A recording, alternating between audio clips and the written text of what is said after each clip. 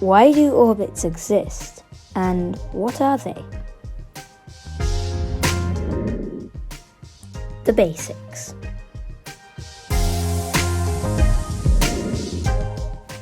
We know that Earth's gravity pulls everything down to it, including things in space, but somehow they stay up there.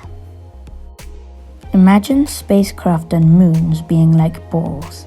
When you throw one, they fly into the air, and gravity pulls them back down, which makes them crash back down to the ground. And this is also what space stations and satellites do. So why don't they just fall back down to Earth? The reason is speed. If you throw your ball fast enough, it will still arc over the Earth, but go higher than the atmosphere. But since the Earth is round, it will fall around it. All orbits are shaped like ovals or ellipses. Can you change orbits?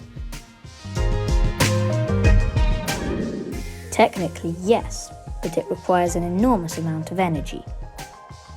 Let's say you wanted to get to Mars. You increase your speed by turning on your rocket engine, and your orbit is raised. Several months later, you start to approach Mars.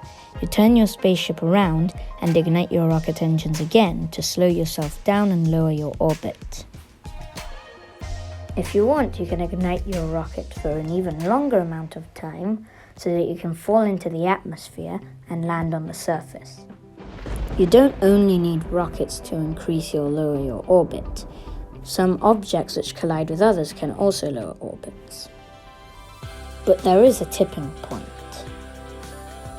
For example, if you ignite a very inefficient single rocket engine on an enormous starship, it will barely move.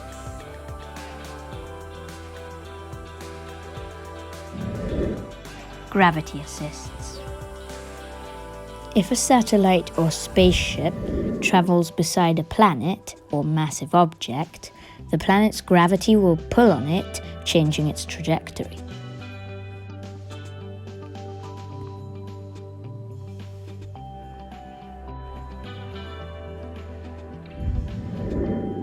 Summary.